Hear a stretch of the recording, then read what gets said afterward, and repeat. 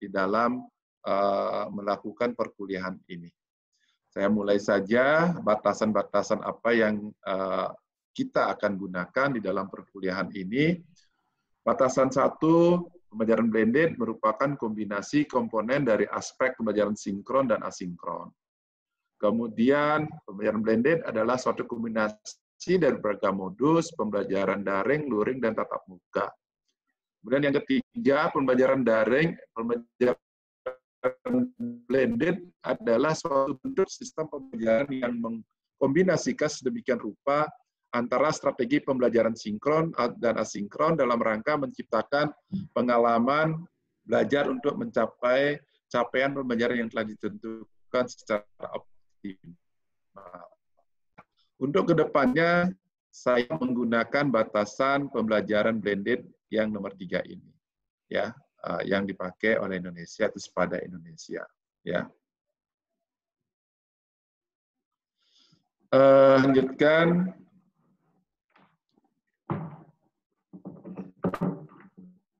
Nah, ini sedikit pemahaman tentang pembelajaran blended itu. Kita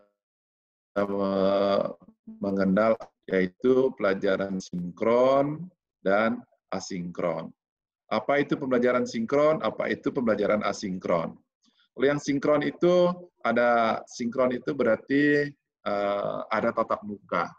Sedangkan asinkron itu tanpa tatap muka. Kalau sinkron itu ada 2, sinkron langsung dan sinkron maya. Ya. Sinkron langsungnya itu tatap muka langsung, sinkron mayanya adalah tatap muka dengan maya. Itu dengan fasilitas atau aplikasi yang ada, misalnya Zoom, Google Meeting, dan seterusnya. Sedangkan asinkron itu ada 2, mandiri dan kolaboratif.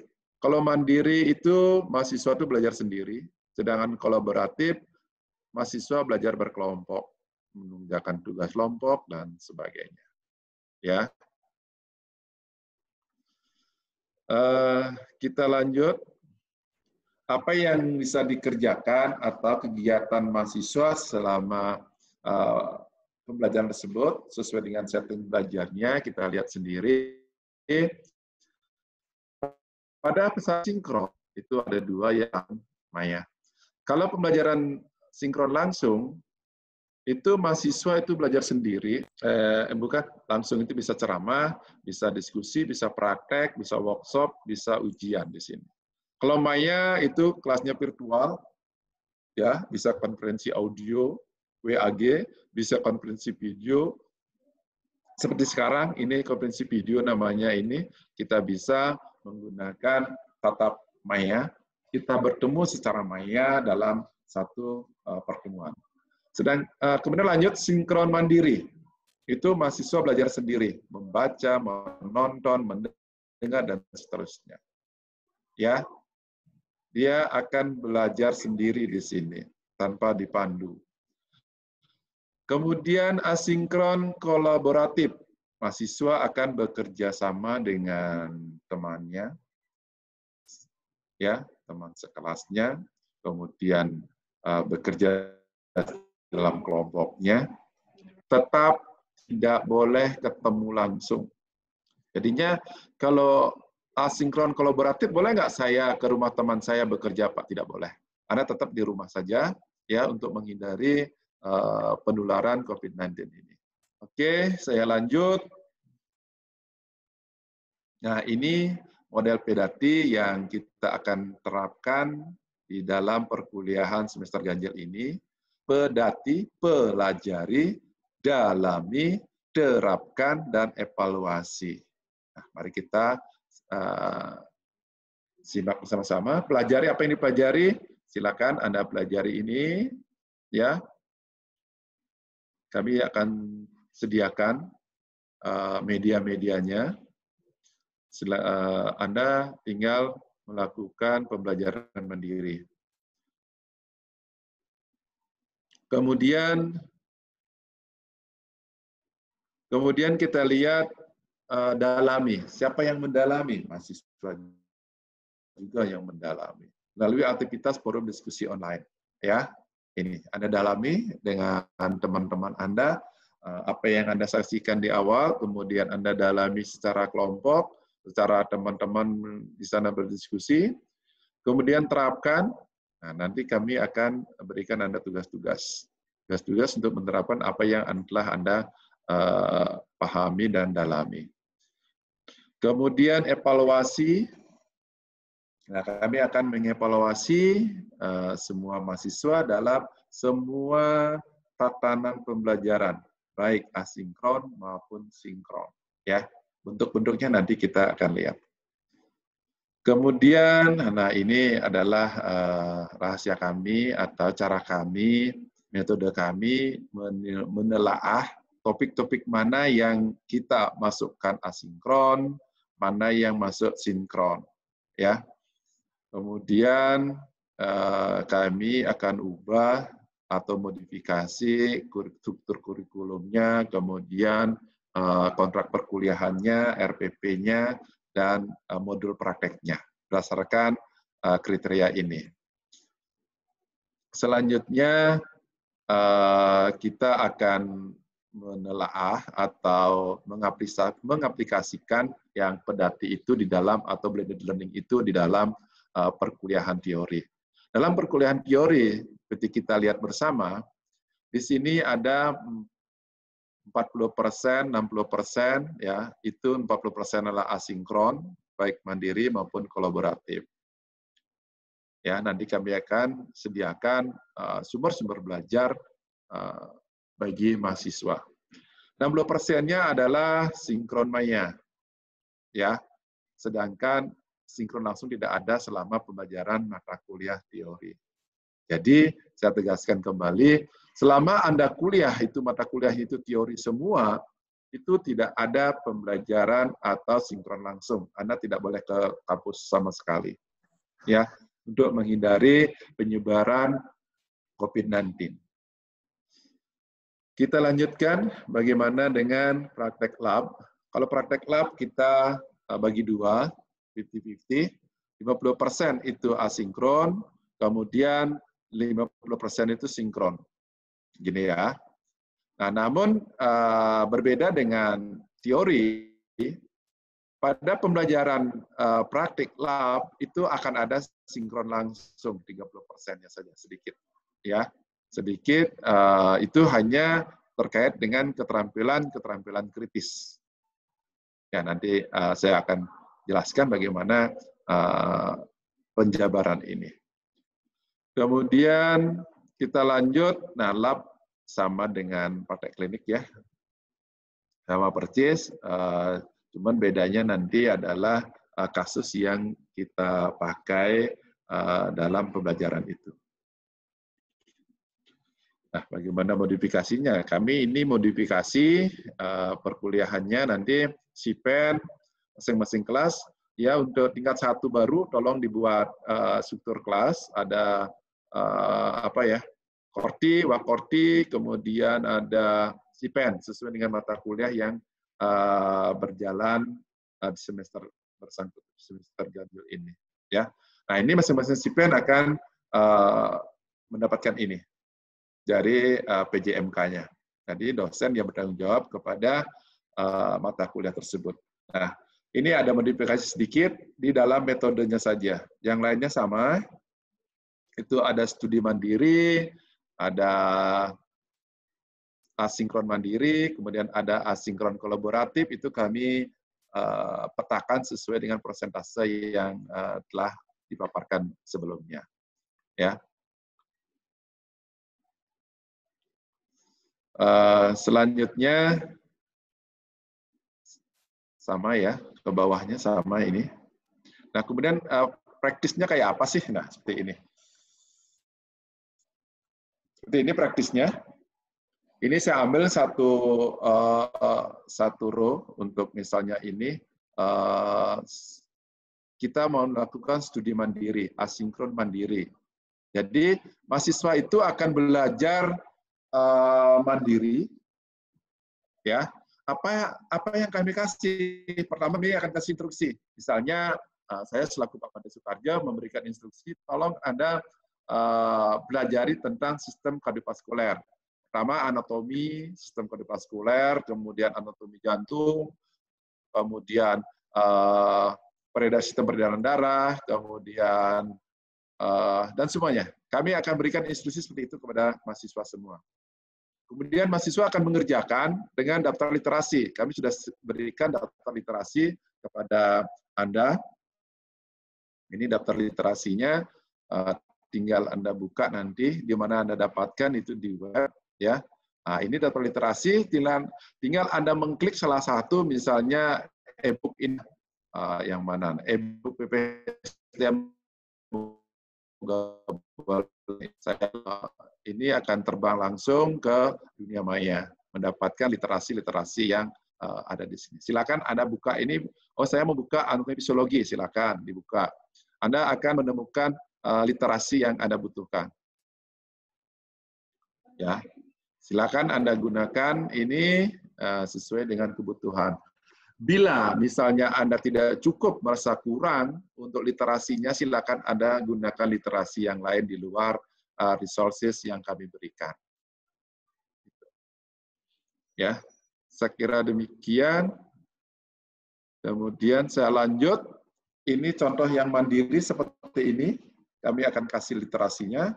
Kemudian saya lanjut sama dengan asinkron kolaboratif.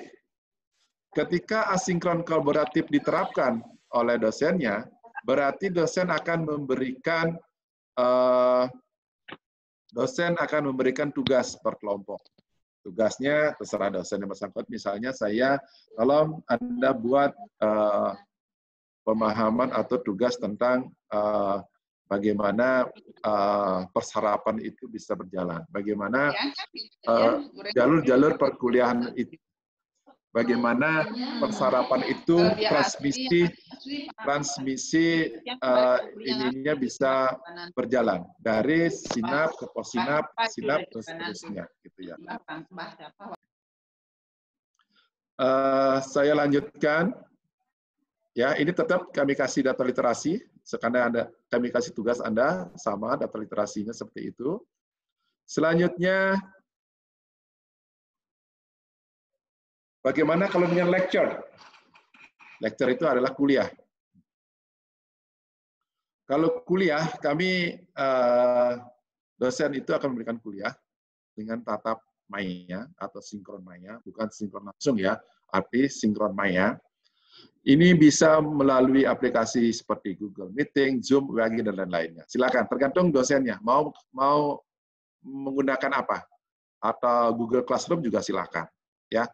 Kemudian media pembelajarannya seperti ini, e-presentation. Misalnya di ini kami akan berikan Anda media seperti ini, e-presentation.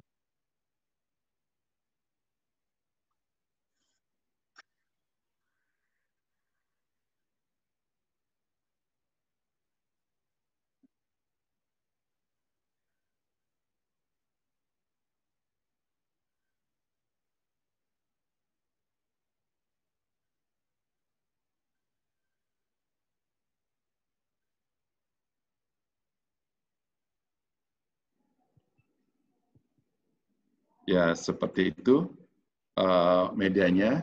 Nanti kami akan berikan media tersebut, kemudian Anda pelajari, kemudian kita akan diskusi di kelas maya maksudnya. Ya, seperti itu.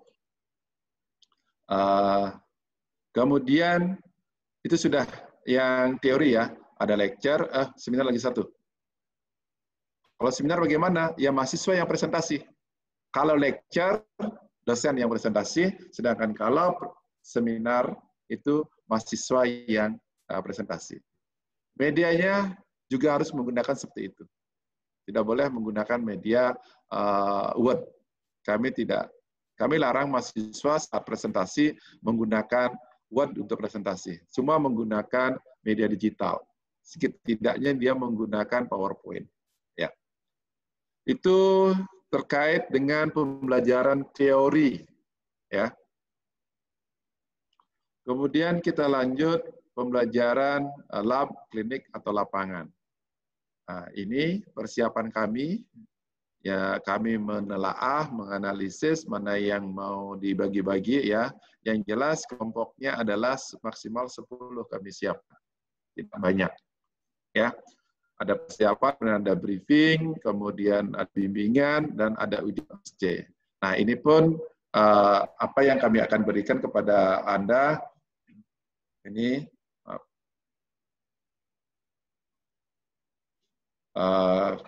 ada yang sendiri, ada yang kolaboratif, kemudian ada tatap langsung. Ya, jadinya keempat-empatnya ini kita akan gunakan dalam pembelajaran lab atau praktek. Bagaimana pembagiannya atau modelnya kalau praktek lab itu seperti apa gitu ya. Nah, ini saya ambil contoh satu mata kuliah keperawatan dasar itu untuk D3 ya, 2 SKSP dan atau praktek lab. 2 SKSP-nya. Berarti 2 SKSP-nya berarti 2 minggu. Karena kami mengkonversi 1 SKSP itu 170 kali 16 kali 16 minggu kali 2 SKS. Jadinya perkiraan itu setara dengan 2 minggu perkuliahan. Kita lihat warna-warnanya. Mungkin di beberapa device Anda berubah warnanya. Ini sama ini beda warnanya ya. Ini merah, ini kecoklatan. Kemarin saya lupa merubah warna ini biar lebih lebih kontras ya. Mari kita lihat di hari pertama, di minggu pertama dulu ya. Minggu pertama, ini ada minggu kedua, hari pertama sampai hari kelima, berarti kita kuliah 5 hari kerja. Ya.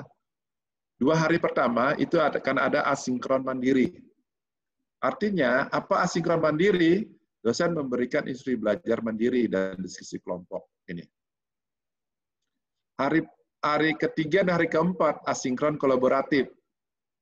Kemudian hari kelima dan hari keenam atau hari pertama minggu kedua itu sinkron maya.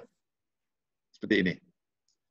Nah, ini medianya apa? Kami akan kasih Anda video tutorial.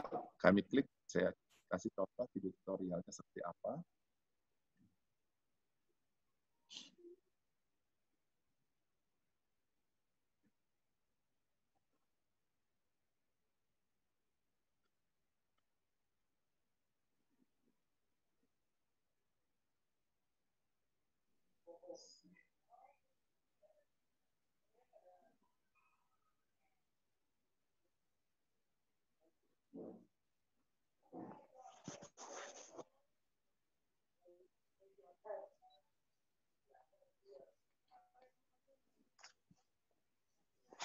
Oke ya, saya kira cukup nontonnya.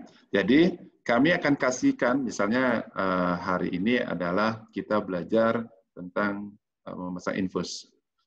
Dosen akan memberikan video tutorial kepada kelompoknya masing-masing.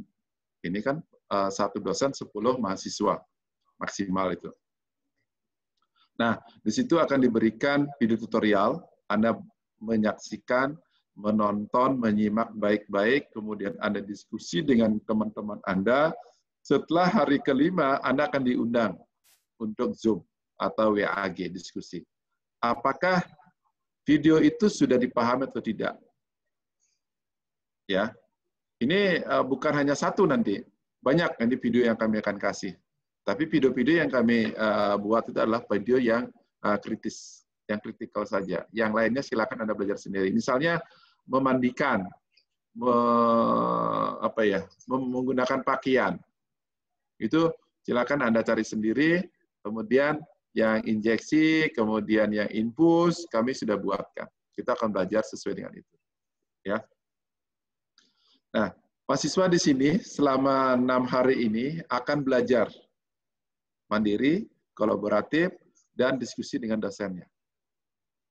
Setelah selesai ini, hari kedua, 3, 4, 5, di minggu kedua itu, mahasiswa akan datang langsung ke kampus dengan persyaratan ketat. Nanti kami akan kasihkan bagaimana syarat-syarat bisa masuk ke kampus jurusan keperawatan ini. Ya. Ini.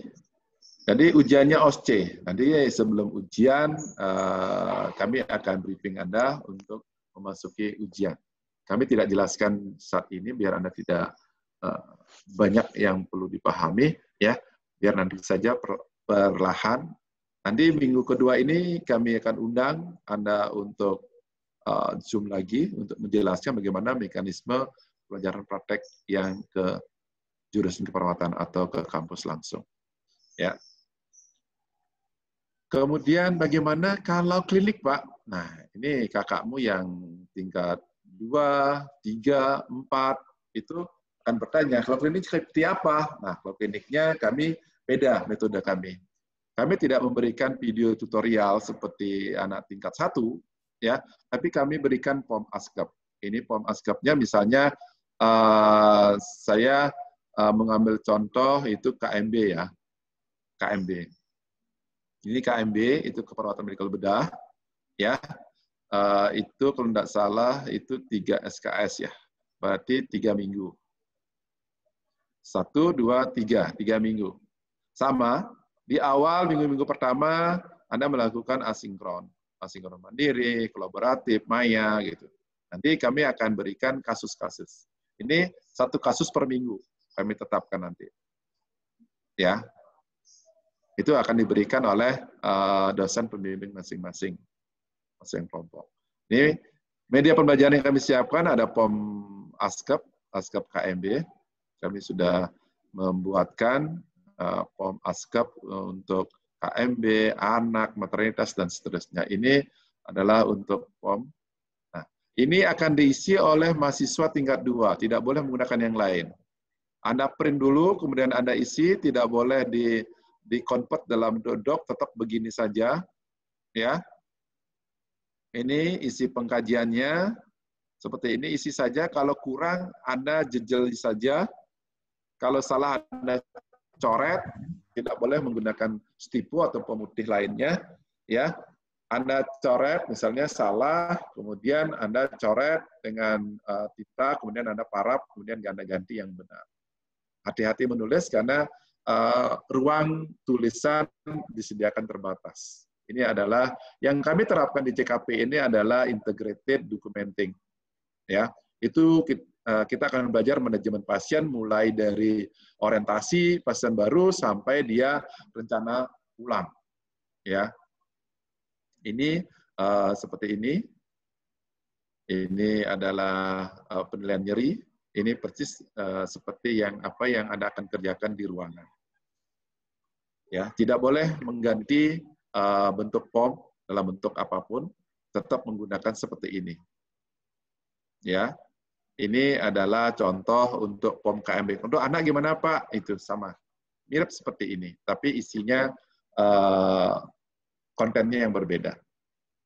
Ya. Seperti ini, saya akan bawa turun dulu biar Anda, ini muncul masalah keperawatan, prioritasnya seperti apa, perawat yang mengkaji. Nah, ini penilaian risiko, kita menggunakan Braden Scale, itu wajib dilakukan oleh mahasiswa, kemudian ini pengajian risiko jatuh, ya, dan seterusnya.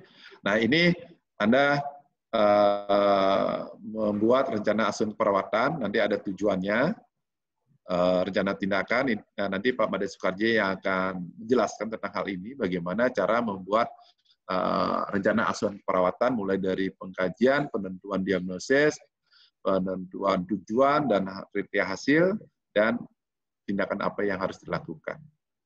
Kemudian kita lanjut tindakan, nanti Pak Made Soekarji juga akan menjelaskan, kemudian SOAP untuk, nah ini tampak sekali di sini ada integrated documenting. Di situ ada profesi yang, misalnya kalau ada perawat, silakan tulis perawat.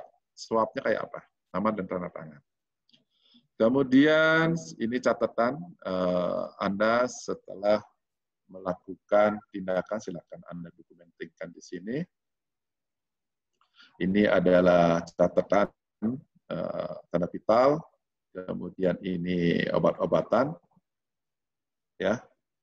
Terus sampai ke bawah, sampai habis, silakan Anda sampai dia pasien pulang. Nah ini, perencanaan pulang juga harus diisi, ya, dan terusnya. Nah ini ada dan ini ada ya.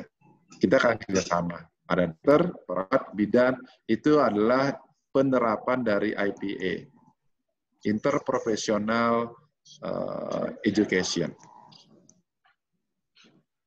Ya, saya kira demikian untuk ininya. Setelah Anda mendapatkan ini, Anda akan dikasih yang namanya kasus. Nah, itu baru formnya. Sekarang kasusnya Anda akan dikisi. Kami menggunakan kasus real, kami mengambil data ini di rumah sakit, tapi kami sembunyikan identitasnya seperti ini. Nanti setiap kelompok akan mendapat ini. Kalau seandainya kami kekurangan kasus real, kami akan menggunakan kasus yang virtual. Ya, mohon partisipan untuk mode audionya. Ini ya, seperti ini. Ini pengkajiannya. Silakan Anda ambil semua pengkajian di sini. Kami kasihkan. Terus sampai semuanya. Nah, dari pengkajian ini Anda akan implementasikan atau diterapkan pada form asuhan keperawatan yang tadi. Sampai Anda selesai melakukan asuhan keperawatan. Seperti itu. Kemudian setelah selesai kita akan responsi dan kita akan melakukan yang namanya ujian dalam bentuk OSCE. Tingkat 1 sampai 34 ujiannya adalah OSCE. Nanti bagaimana pengaturan OSCE, mekanismenya kita akan atur kemudian. Oke ya, kita lanjut. Nah, ini jadwal penggunaan labnya seperti ini. Kemudian evaluasinya. Evaluasi, seperti tadi sudah saya jelaskan, evaluasinya itu semua mode pembelajaran itu ada evaluasinya. Ya, ini OSCE yang sinkron langsung, kemudian MCQ untuk UTS UAS. Ya, kemudian penilaian tugas untuk kolaboratif, mandiri, bisa kuis, bisa yang namanya resume.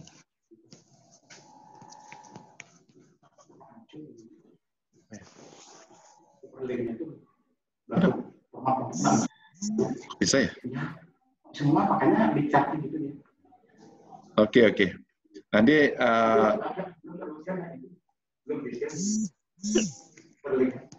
ya.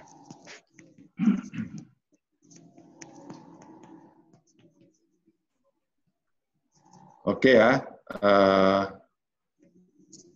Ini evaluasinya seperti ini. Selanjutnya penilaian proporsinya seperti ini. Ya. Proporsinya seperti ini, ada molekular T, P, kemudian K, dan khusus profesi berbeda. Ini nanti yang profesi kita akan undangkan sendiri untuk bisa ikut. Nanti akan kuliah umum khusus untuk profesi karena berbeda sekali di sini. Ya. Kemudian manajemen data, di mana Anda dapatkan data-data yang tadi saya jelaskan, itu adalah Anda dapatkan di web nanti. Anda bisa masuk web atau bisa masuk SIAK. Ya. Ini bisa masuk ke sini atau bisa masuk ke web itu sendiri. Anda bisa dapatkan data yang Anda ingin dapatkan. Ya. Mungkin itu yang bisa saya sampaikan untuk bagaimana menyikapi kuliah di era baru ini. Ya. Semoga semakin jelas. Jadinya tidak perlu bingung di dalam menyikapi bagaimana new normal ini. Ya. Untuk itu sebelum saya tutup, saya silakan diskusi. Silakan Bu Sulis. Ya. Nggak ada istrinya dia. Ya, silakan kita diskusi sekarang bagaimana katanya tadi ada laporan bahwa Hyperlink saya tidak masuk ya. Ya, silakan Bu Sulis dipimpin untuk ini, untuk diskusi. Silakan. Ya, baik, terima kasih. Kepada mahasiswa dipersilakan untuk menanyakan hal-hal yang mungkin kurang jelas atas paparan yang sudah disampaikan oleh Pak Dewo tadi.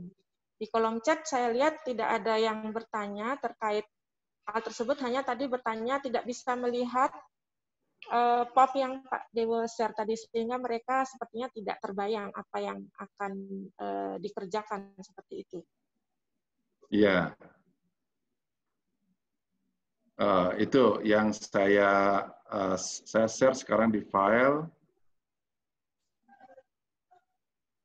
Seperti itu.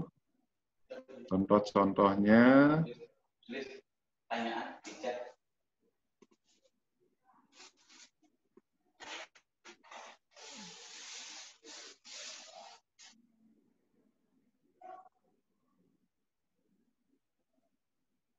Oh, saya sudah share di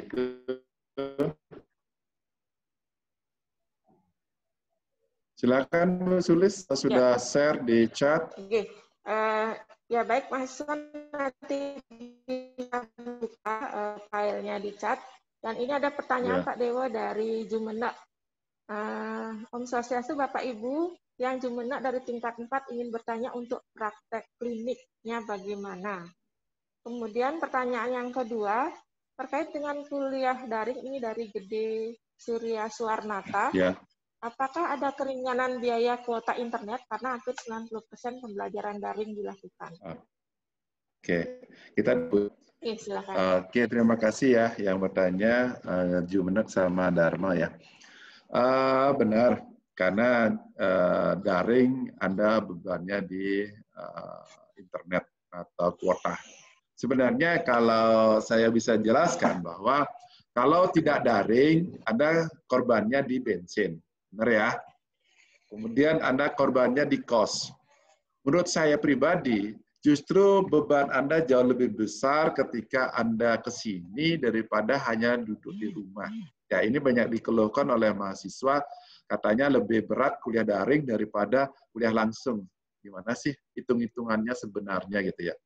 Namun, itu kami sudah mengajukan untuk pembelian kuota internet itu per bulannya kami akan kasih.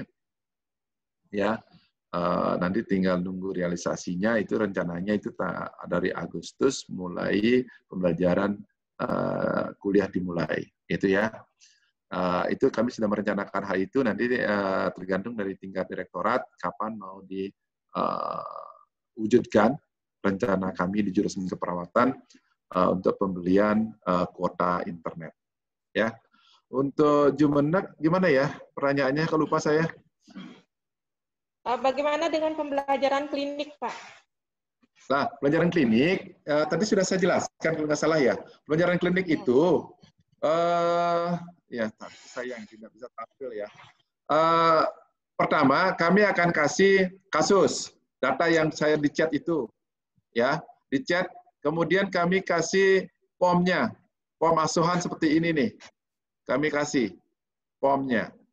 Kemudian mahasiswa akan mengisi POM sesuai dengan kasus yang ada, kemudian menyelesaikannya.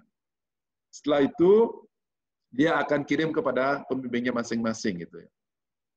Ya, ini agak susah juga ya. Saya tidak bisa menggunakan hyperlink di Zoom ini ternyata gitu. Harus disatukan menjadi satu paket ya di situ. Ya. Ya, gitu jadi mungkin. dia ingin menegaskan Pak bahwa pembelajaran klinik ini tidak terjun langsung ke lapangan nih. Oh iya, ya benar Bu Sulis. Tidak. Mahasiswa yang klinik, yang lapangan tidak ada ke klinik dan ke lapangan. Tidak ada ke rumah sakit, semua ada di jurusan keperawatan. Tidak ada ke sana, Bu Sulis. Ya, berarti Jumenak sudah terjawab ya. Ada lagi pertanyaan? Selanjutnya, jadwal pembelajaran kapan akan diberikan, dan untuk pembelajaran kapan dimulai? Oke. Jadwal pembelajaran kami akan kasih, sebenarnya mulai hari ini adalah kontrak program. Kontrak programnya sekarang tidak ada ke sini, Anda cukup melihat di SIAK. Karena Anda belum bayar, Anda tidak bisa masuk SIAK. Jadi Anda bayar dulu, kami aktifkan Anda dulu, baru Anda bisa masuk SIAK. Untuk melihat kapan apa media-media sudah disiapkan oleh masing-masing tim dosen, itu Anda silakan lihat di SIAK.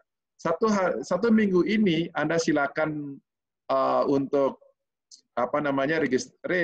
registrasi administrasi itu bayar uang kuliah, itu sudah diboleh cicil. Cicil pertama Anda langsung aktif. Kalau Anda tidak aktif, Anda tidak akan bisa kuliah di JKP ini. Karena kita selalu menggunakan SIAK. Ya, kalau Anda tidak terdaftar di SIAK, berarti Anda tidak bisa masuk. Anda status Anda non-aktif.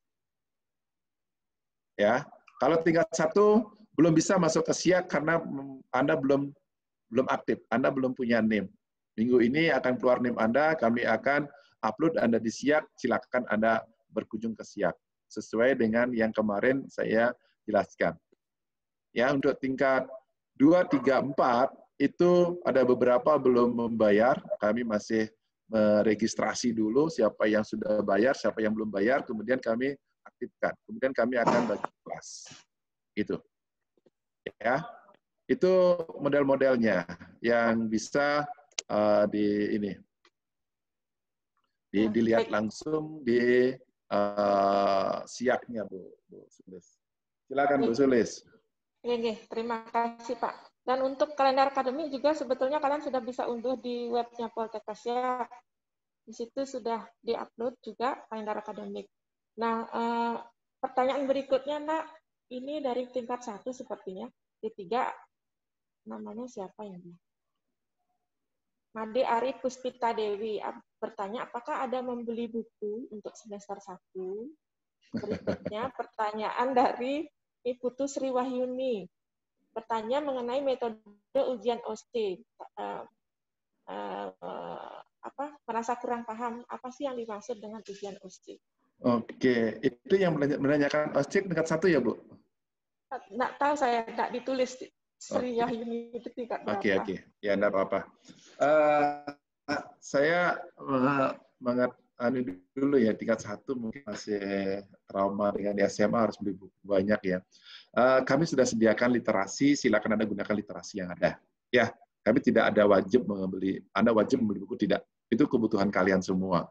Membeli buku tidak, silakan. Ya, di kuliah itu tidak ada orang yang mengharuskan membeli buku. Karena kenapa? Karena di kuliah itu sudah ada daftar literasi, semuanya online, tinggal Anda klik. Ya. Tinggal Anda klik, misalnya, coba ya, saya literasi saya yang mana ya, yang bisa saya mau buka ini ya. Itu Anda tinggal klik saja, Anda sudah dapat literasinya gitu. Sebentar ya, mungkin agak bolak-balik ini, karena bisa dilihat ya Bu Sulis, share saya? Nggak bisa, Pak. Bisa, Pak. Bisa ya? Bisa. Kalau saya klik 1 ini misalnya, itu bisa dilihat ya? Dicoba. Ini bisa dilihat ya? Bisa.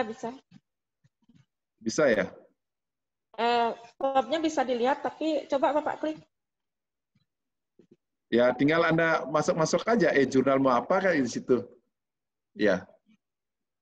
Atau ini bisa dilihat, yang ini. Yang ini bisa dilihat, tapi dikliknya nggak bisa kayaknya, Pak. Diklik apanya? Ini bisa dilihat, formnya bisa. Ini Excel-nya jurnal. bisa dilihat. Jurnalnya nggak bisa dilihat. Oh, Excel-nya gitu ya. aja yang kelihatan. Oke. Ya. Kalau gitu saya share-nya melalui ini. Nah, ini misalnya saya klik salah satu ya. Saya klik salah satu ini, kemudian saya lari lagi menuju ke ini. Menuju ke ini kayak. Ini. Nah, ini dah salah satu yang hasil klik tadi. Ada literasi, itu saya klik, kemudian muncul ini. Anatomi fisiologi manusia. Nah, ini bisa Anda gunakan, Anda tidak perlu beli buku, kami sudah sediakan e-book yang banyak di situ. Silakan Anda manfaatkan, tapi kalau Anda merasa kurang, silakan Anda upayakan sendiri. Itu ya.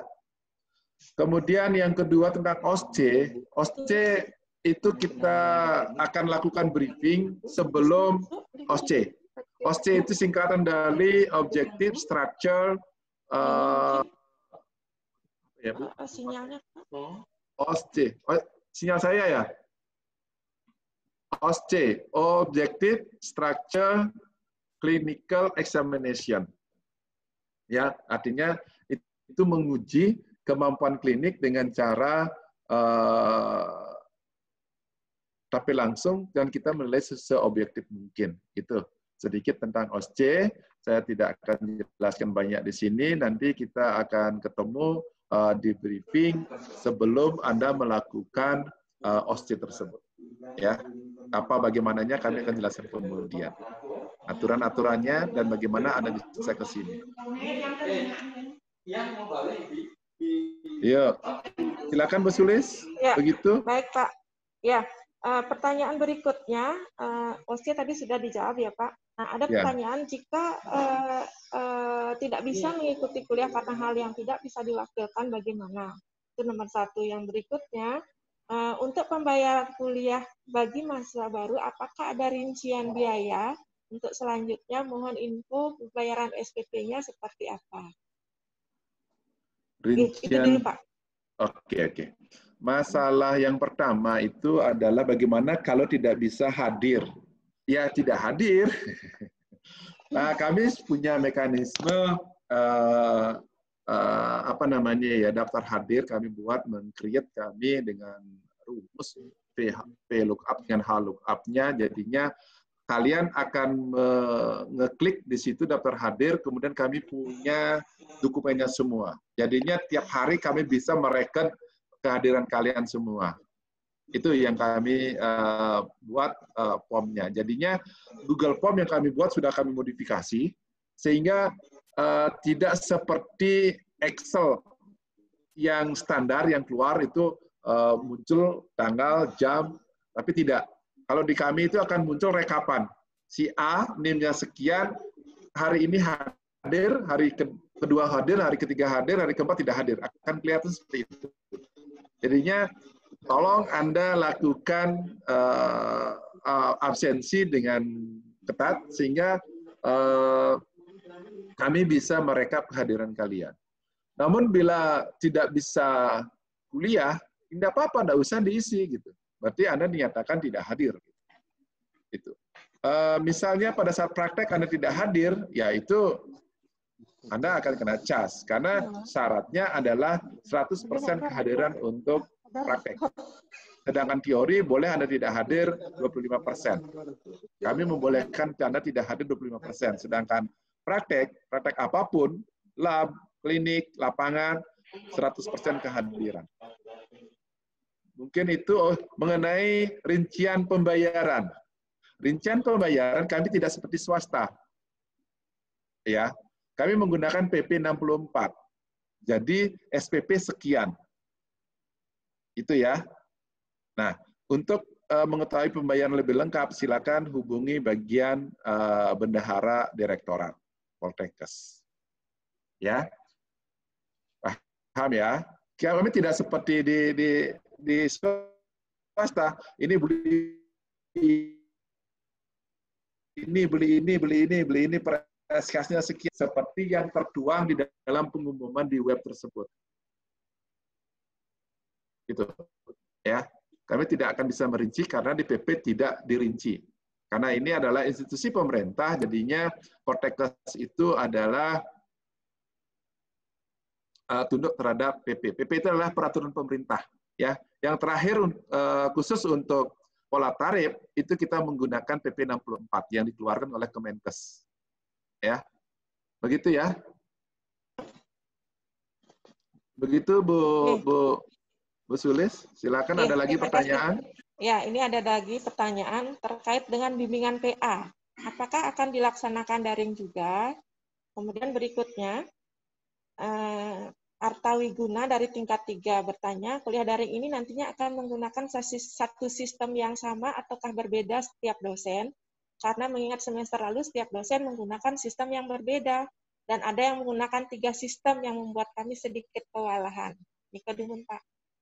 Oke, masalah sistem, karena PhilLab kita tidak bisa digunakan, kita tidak menggunakan PhilLab lagi, makanya dari awal sudah saya jelaskan. Nah, ini berarti orang ini tidak menyaksikan tayangan saya ya. Itu sudah jelas sekali pada saat kuliah itu disilakan dosen itu mau menggunakan apa gitu ya. Ini mau menggunakan apa dosen itu? Disilakan. Misalnya dia maunya ngapain? Maunya di mana dia? Misalnya saya di sinkron mandiri. Ya. Sinkron mandiri. Sinkron mandiri tidak ada apa-apa. Tetap hanya menggunakan WAG saja. Silakan Anda pelajari ini. Dikasih literasi. Dikasih literasi di SIAK tersebut. Anda belajar sendiri gitu. Tidak menggunakan aplikasi apa-apa lagi di situ. Ya. Kemudian kalau asinkron kolaboratif, ya udah Anda belajar kelompok di situ. Terserah Anda menggunakan apa gitu. Ya. Kemudian lecture. Nah, lecture diserahkan juga ini. Kita akan berikan Anda presentation-nya itu di awal. Kemudian kita hanya bisa ketemu di meeting hanya 50 menit saja untuk diskusi tentang apa yang telah kami berikan sebelumnya. Ya, silakan Anda menggunakan aplikasi apa, kami terbuka. Kami silakan, nama juga blended. Yang kita terapkan adalah blended learning. Ya, namanya blended itu berarti kita menggunakan metode, mode, media itu berbagai macam ragam. Ya, dengan cara begini. Silakan. Kami akan berikan keleluasaan kepada dosen, kepada mahasiswa untuk mengatur perkuliahan tersebut. Sama dengan di klinik. Ini seminar juga sama, kemudian di klinik juga sama, seperti itu, menggunakan mode-mode saja. Mode-mode yang disiapkan oleh dosen dan mahasiswa atau di kelompoknya itu sendiri. Satu lagi apa ya? Oh, saya lupa. Satu lagi. Ya udah, tadi satu sistem sama PA tadi Pak, bimbingan PA. Oh, bimbingan PA tetap daring, tidak ada ini. Nanti kalau Anda ke sini silakan tanda tangan, gitu saja. Silakan Anda hubungi melalui chat langsung atau melalui video conference, silakan. Kami bebaskan untuk itu. Kemudian bimbingan skripsi juga daring, tidak boleh ke sini. Anda bisa menggunakan model-model apa saja, silakan ya. Kemudian dokumennya sudah ada di SIAK, tinggal Anda isi dan kami validasi. Itu Bu Sulis, ada lagi? Satu lagi Pak, mungkin ini masih terkait dengan ujian OSCE yang terakhir itu. Ya. Masih belum jelas ujian terakhir itu seperti apa? Apakah nanti dengan kasus langsung atau bagaimana? Itu pertanyaannya lagi. Oke, OSCE itu bukan kasus langsung. Tetap kasusnya virtual. Kalau kasus langsung itu bukan OSCE namanya, itu di lapangan, ujian prakteknya di lapangan. Kalau OSCE itu sudah menggunakan virtual semua. OSCE itu tidak dilakukan di klinik, tetapi di lab, namanya OSCE. Ya, kita mencoba merealkan kasus yang ada mirip seperti yang di lapangan. Itu Bu. Ini juga ada nih, ada. Ini ada lagi nih, saya lihat Rimade Utita. Hanya bilang koneksi internet buruk aja Pak. Nah, kalau itu di atas ini ada siapa sih punya itu? Maksudnya sistem ujiannya nama praktek yang harus diberikan. Apa ya tadi itu? Bagaimana kalau koneksinya tidak bisa? Apakah dikatakan itu ya nggak salah itu? Iya dah. Sementara itu nanti kalau ada lagi mungkin di akhir ya, saya akan. Ya, silakan di chat itu ya. Mungkin itu yang bisa saya sampaikan. Terima kasih banyak atas perhatiannya. Mohon maaf bila ada yang kurang berkenan. Namun bila mahasiswa semua belum paham, ada yang ingin ditanyakan, tolong di chat kepada kami, jangan chat kepada orang lain, supaya Anda mendapatkan jawaban yang Anda harapkan. Ya, dan menghindari hoax. Tolong Anda bertanya kepada orang yang tepat, sehingga Anda mendapat jawaban yang Anda butuhkan. Itu saja dari saya. Terima kasih banyak. Kemudian selamat pagi. Aku teman Om Santi Om. Wassalamualaikum warahmatullahi wabarakatuh. Salam budaya, salam sejahtera, nama budaya. Baik, terima kasih Pak Dewa atas pemaparannya dan diskusi tadi sudah kita lakukan juga. Kita akan masuk pada sesi kedua, yaitu tentang penerapan atau proses keperawatan menggunakan 3S, SDKI, SLKI, dan juga SIKI, yang akan disampaikan oleh Bapak Made Soekarjo. Beliau adalah Kaprodi Diploma 3 Keperawatan. Pada Pak Made, dipersilakan.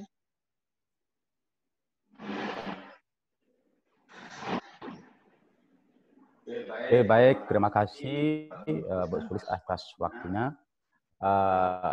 Pada mahasiswa semua, selamat pagi ya.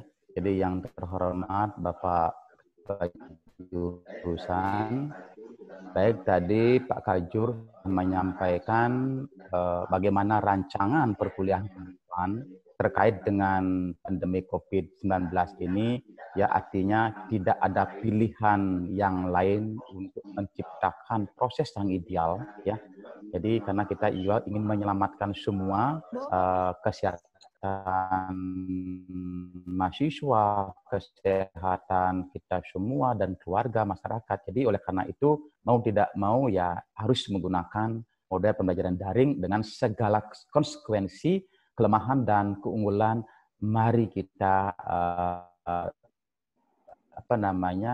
lakukan. Akhirnya lulusan Poltekkes Denpasar dan semuanya ini tetap terjaga mutunya. Jadi ini bukan masalah Bali, bukan masalah hanya Poltekkes, tetapi masalah nasional bahkan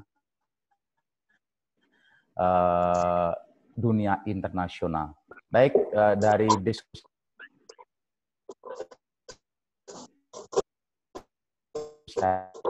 tadi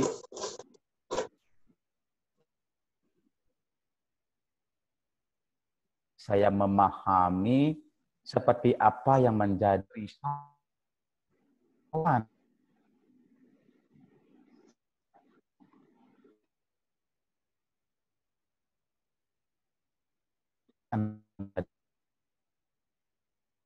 daripada mahasiswa karena sampai melihat. Please.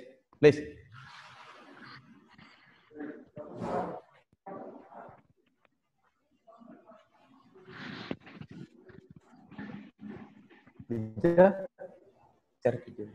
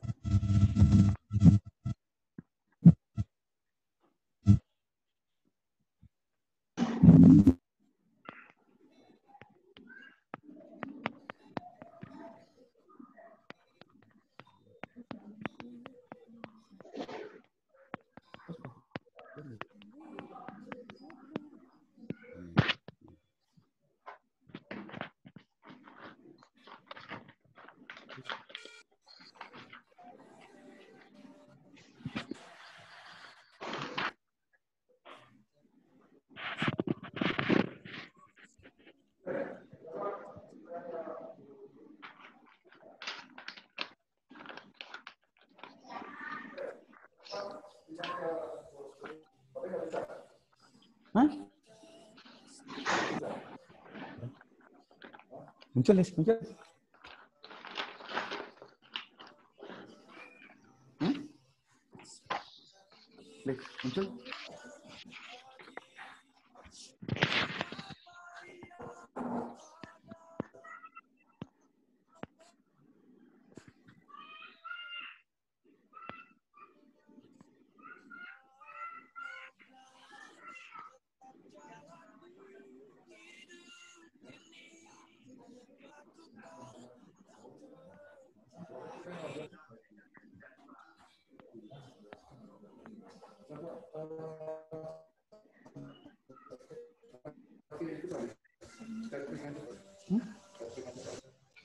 Keterang dah.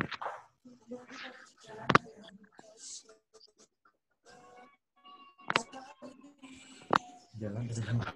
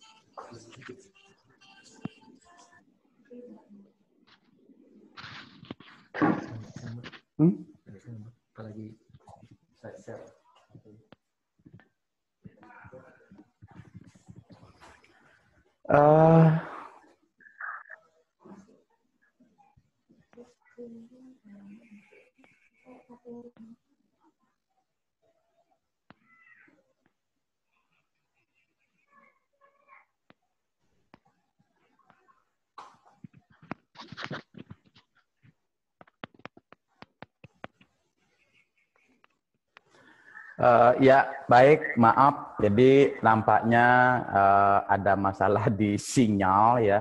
Nah, sehingga semua pesan-pesan yang ingin kami sampaikan tidak sempurna. Ya. Intinya begini, intinya adalah marilah dalam suasana yang seperti sekarang ini kita tetap bersemangat, ya bersemangat. Jadi bersemangat untuk menyelesaikan tugas-tugas kita ya sesuai dengan arahan Kemendikbud ya kita tidak boleh berhenti untuk melakukan proses belajar ya.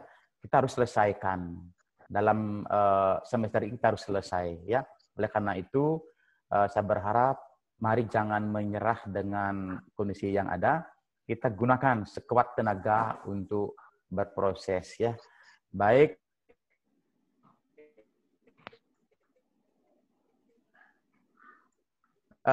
Saya akan langsung saja ya. Ini materinya adalah terkait dengan bagaimana penerapan nampaknya sudah mendapatkan konsep secara utuh tentang proses keperawatan yang di dalamnya adalah termuat bagaimana membuat diagnosa, kemudian membuat tujuan dan menentukan intervensi.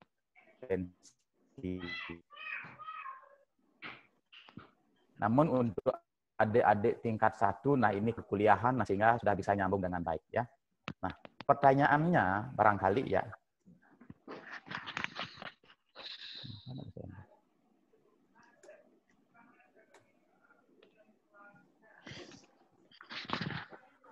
Kenapa kita harus menggunakan 3S ini? Padahal saya menggunakan Nanda Niknok ya, menggunakan yang lain gitu kan. Nah, apakah urgensinya? Jadi kita kembali bahwa perawat yang tergabung dalam PPNI ya Persatuan Perawat Nasional Indonesia itu sudah memiliki undang-undang tentang perawatan yaitu termuat dalam Undang-Undang Nomor 38 tahun 2014. Nah, di sana mengisyaratkan bahwa setiap OP standar yang wajib dimiliki adalah pertama standar kompetensi, kemudian standar asuhan keperawatan. Ya. Jadi untuk tujuannya apa? Kenapa pentingnya 3 standar ini adalah untuk melindungi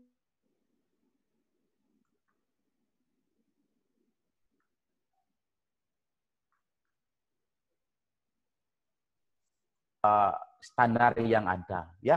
Jadi ini bukan untuk kita ribet tidak, tapi justru dalam melindungi semuanya. Nah, dalam hal ini terkait dengan adanya SDKI, SLKI dan SIKI itu adalah terkait dengan standar asuhan keperawatan. Jadi kita mesti patut berbangga. Nah, sekarang generasi yang sekarang ya peperawat ini sudah memiliki lengkap dengan standar ya. Nah, bagaimana dengan yang lain? Ya, jadi mereka itu seperti NANDA ya. NANDA itu adalah standar diagnosis yang dibuat untuk Amerika Utara.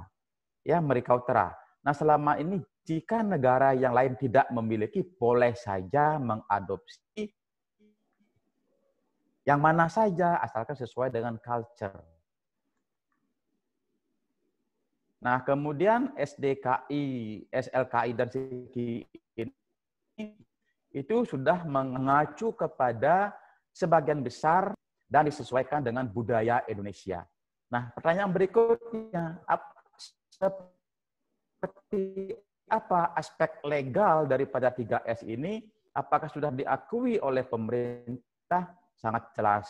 Karena dalam buku ini, Kementerian Kesehatan melalui Ibu Menteri waktu itu memberikan sambutan bahwa ketiga referensi ini wajib digunakan, dipergunakan dalam tatanan praktek. Oleh karena itu, dalam perkuliahan ini, mahasiswa juga harus wajib mengetahui. Nah, berikutnya, di dalam acuan ya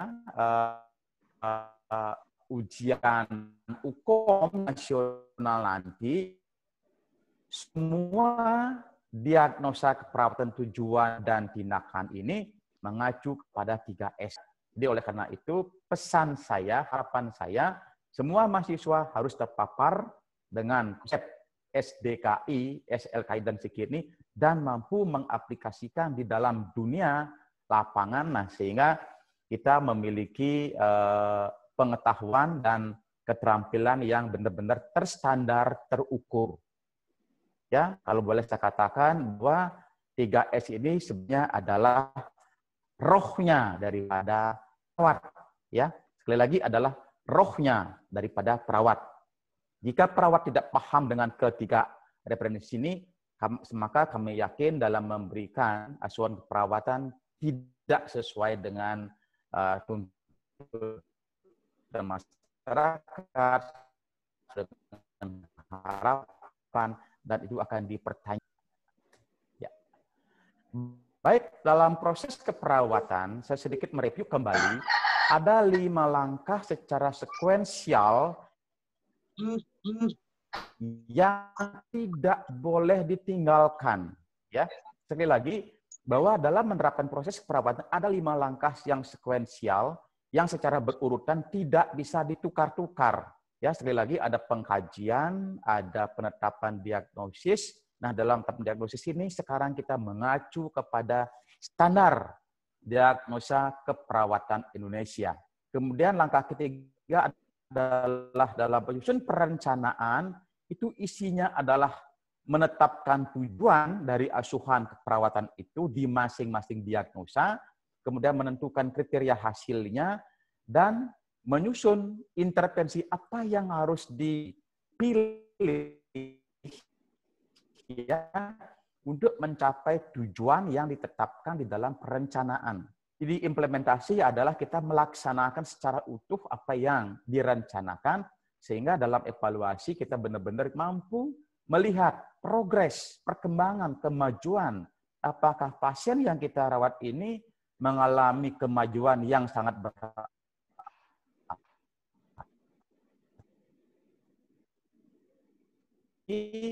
atau statis, tidak ada perubahan, bahkan kelima langkah ini, maka perawat tidak menjadi tenaga yang rutinitas, tetapi perawat bekerja menggunakan Nah, secara langkah-langkahnya ya, pertama adalah dalam penegakan diagnosis dan seterusnya penentuan luaran. Maka di sini kami gabung beberapa konsep ya setelah melakukan pengkajian. Kalau pengkajian saya rasa mahasiswa di semester di tingkat 2, tingkat 3 sekarang sudah pernah melakukan. Itu ada ada formulir atau format sebagai penuntunnya, dan isi-isinya itu adalah tergantung kemampuan perawat untuk melakukan pengkajian, kemudian kedalaman datanya, kelengkapan datanya, kemudian keakuratannya, nah sehingga dalam analisisnya akan mudah. Dalam analisis data, ya, itu adalah langkahnya atau aktivitasnya adalah membandingkan data dengan nilai normal. Nah, data ini adalah data yang didapatkan dari hasil pengkajian ke klien atau ke pasien kita, kemudian nilai normalnya itu ada di pikiran kita, ada di dalam diri kita.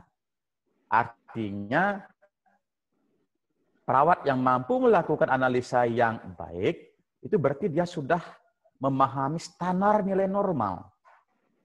Atau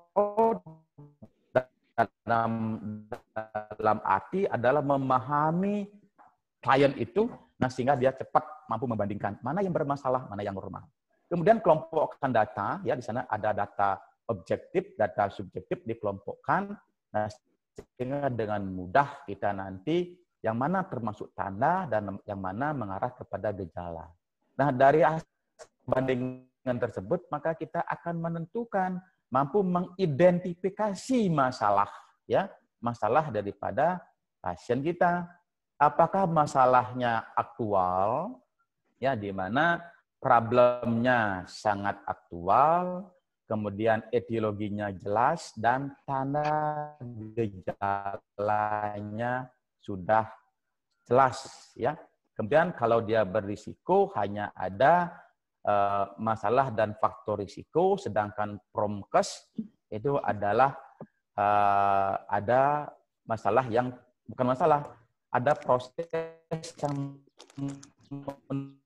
menuju perbaikan, peningkatan status. Kita merumuskan diagnosa keperawatan, ya. Kalau aktual masalahnya itu akan menjadi 3 komponen yang harus ada, disebut dengan 3 part, ya. Problem, etiologi, dan simptom. Sedangkan diagnosis yang 2 part, ya, yang 2 bagian, itu adalah masalah yang bersifat risiko dan promkes. Nah, setelah itu, setelah kita merumuskan diagnosa, ya, dengan akurat, tujuan luaran, ya, luaran tujuan yang hendak dicapai, atau ekspektasi yang hendak dicapai dengan merumuskan kriteria hasil sebagai ukuran kita untuk mengevaluasi. Nah, itu baru kita menentukan intervensi mana, ya. Nah, semua ini perumusan diagnosa ada bukunya, ya, ada takson, ada bukunya.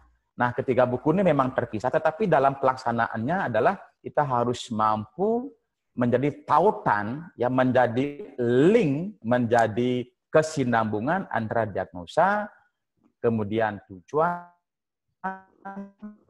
dan intervensinya harus inline, ya, harus menjadi sinergis. Nah, kemudian di dalam perumusan diagnosa, konsepnya ada diagnosa yang bersifat negatif, ada diagnosa yang bersifat positif. Nah, kalau yang negatif ini menunjukkan bahwa klien dalam kondisi sakit atau berisiko mengalami sakit, sehingga penegakan diagnosanya mengarah kepada memberikan intervensi perawatan yang bersifat penyembuhan, pemulihan, pencegahan. Jadi di sana diagnosanya adalah sifatnya negatif. Nah, sedangkan diagnosa yang bersifat positif itu adalah pasien, ya, keluarga dalam kondisi yang sehat, ya, dan dapat mencapai. Nah, di dalam SDK ini memang disediakan jika ada keluarga, ya, yang ingin mencapai peningkatan kondisi, itu ada diagnosa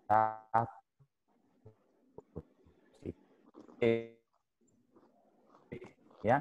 Nanti diagnosanya dikenal peningkatan kesehatan. Sedangkan yang negatif itu ada 2, itu aktual dan berisiko. Tadi saya katakan kalau aktual itu tanda dan gejalanya itu nampak jelas, ya. Sedangkan yang risiko itu hanya ada faktor risiko, ya. Ini konsepnya. Kemudian kembali ya dalam analisa data sedikit ya, itu ya bandingkan data dengan nilai normal dan kelompokkan data. Berikutnya adalah identifikasi masalah, apakah nanti masalahnya nanti bersifat aktual, risiko ataupun promkes.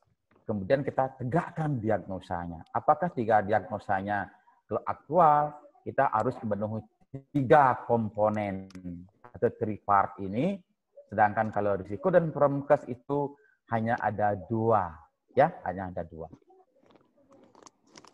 Nah, ya, kemudian di taksonomi, ya, diagnosa sesuai dengan SDKI, ya, itu diagnosa keperawatan di Indonesia. Nah, ini artinya kalau di tempat yang lain, kalau Nana itu dia punya berbeda, ya, ada kategori dan subkategorinya. Nah, khusus untuk SDKI itu diagnosa itu dibagi ke dalam 4, dikelompokkan dalam 4 kategori. Pertama adalah kategori fisiologis, ya, fisiologis. Kemudian dengan subkategori ada respirasi, ya, terkait dengan pernapasan, kemudian sirkulasi terkait dengan kardiovaskular, kemudian nutrisi dan cairan, kemudian eliminasi, aktivitas istirahat, neurosensoris terkait dengan persarapan dan neurobehavior, kemudian reproduksi dan seksualitas. Jadi di kategori fisiologi ini ada 7 subkategori. Nah, untuk memahami ini, ya, dengan memahami ini kita akan mudah sekali merujuk data yang kita dapatkan jika terkait dengan data respirasi, maka rujukannya adalah subkategori respirasi, dia tergolong kategori fisiologis. Di sana ada beberapa jenis diagnosa yang terkait dengan subkategori respirasi. Nah, demikian halnya dengan kategori psikologis, ada 3 subkategorinya, nyeri dan kenyamanan, integritas ego, pertumbuhan perkembangan. Demikian halnya kategori perilaku, ada 2, relasional, hubungan, ya, itu ada subkategori interaksi sosial. Di sana juga ada beberapa diagnosa yang ada di dalamnya terkait dengan lingkungan, ada keamanan, kemudian ada profesi dan seterusnya, ya. Nah, ini konsepnya. Nanti kalau kita buka di buku-bukunya, dia akan dikelompokkan seperti ini, ya. Kita lanjut. Nah, kemudian di langkah-langkah, ya, di langkah-langkah proses perawatan ini sampai dengan perumusan diagnosa, selama ini kekeliruannya adalah seringkali teman-teman kita ini menonjolkan diagnosa medis dimasukkan ke dalamnya. Yang sering keliru, ya, keliru, tidak sesuai dengan kaidah SDKI. Jadi setelah pengkajian, setelah melakukan analisa data, setelah melakukan identifikasi masalah, ketika merumuskan diagnosa, rujuklah pada SDKI. Ya, contohnya misalnya begini. Kalau kemarin yang kami pengalaman praktek, misalnya terkait dengan kelemahan berhubungan dengan stroke, ya. Nah, kemudian di dalam diagnosa ini ada 3 indikator diagnostik, ya. 3 indikator diagnostik, diantaranya adalah penyebab, ada tanda, dan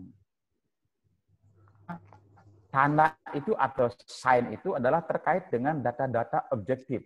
Adalah data yang didapatkan dari hasil pemeriksaan fisik, pemeriksaan laboratorium, pemeriksaan penunjang yang lain seperti X-ray, kemudian yang lain.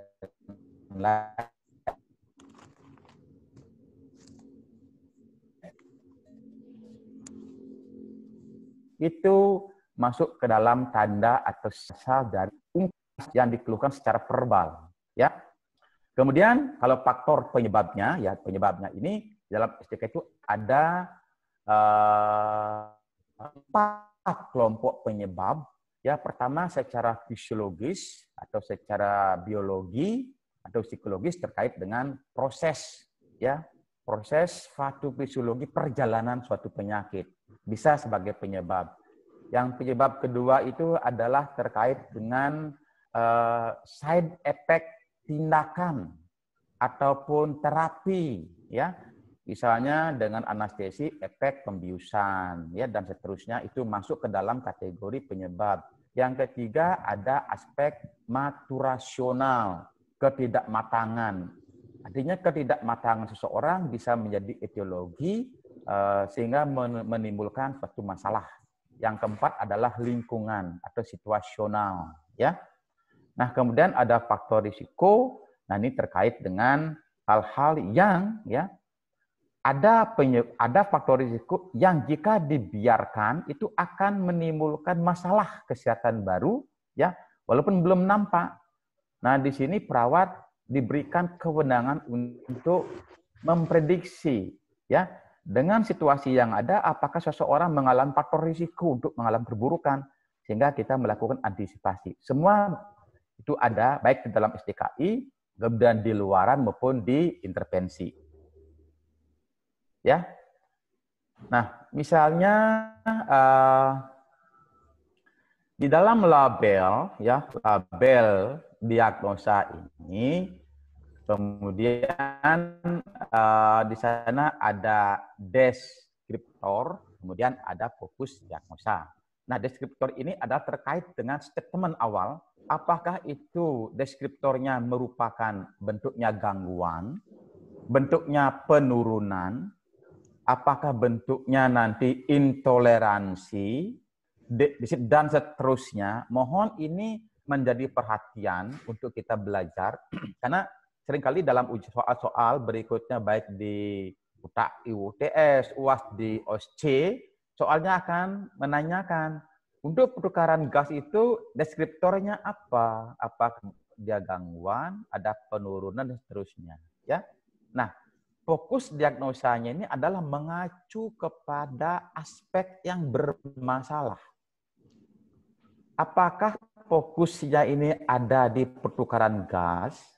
Apakah di curah jantung? Apa di cairan elektrolit? Apakah, dan seterusnya. Semua ini adalah sesuai dengan bentuk masalahnya. Sorry.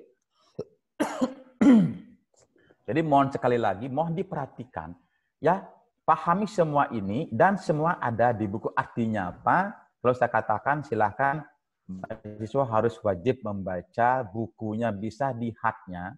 Kalau mampu membeli, silakan dibeli yang hard, itu bisa dibaca lebih lanjut. Kalau ada e-booknya mungkin jika tersedia dipersilahkan. Yang penting ratusan diagnosa itu memang harus dibaca semuanya. Namun konsep pemahamannya kami berikan garis besar seperti sekarang.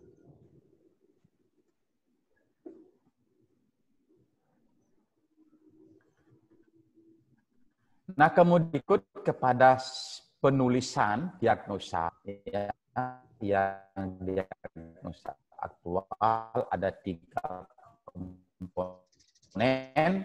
Masalahnya itu apa? Jadi penyebabnya ada 4 kelompok, ya.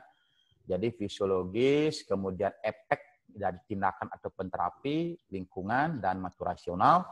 Itu silakan dilakukan saat menganalisa data, kemudian dikaitkan dengan tanda dan gejala. Lihat tanda yang sesuai. Jangan dicampur adukkan. Jadi setiap diagnosa yang spesifik itu tanda gejalanya khas. Minimal 80% ya dari data gejala maya itu harus terpenuhi untuk menegakkan diagnosa. Diagnosa yang 2 bagian, yang itu yang risiko, ya. Kemudian masalah dibuktikan dengan faktor risiko, itu sudah ada di kelompok diagnosa risiko. Kemudian diagnosis untuk promosi kesehatan, masalah dibuktikan dengan tanda dan gejala. Ya, misalnya kesiapan untuk kesiapan adanya niat, adanya kesepakatan, dan seterusnya. Secara spesifik silahkan rujuk pada referensi SDKI. Ya.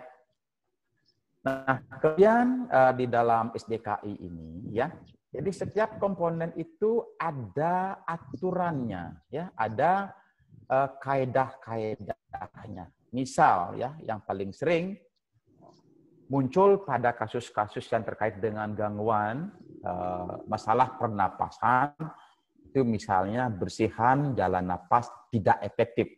Jadi deskriptornya adalah tidak efektif, sedangkan fokus diagnosisnya adalah bersihan jalan napas. Terus apa yang dimaksud dengan masalah ini?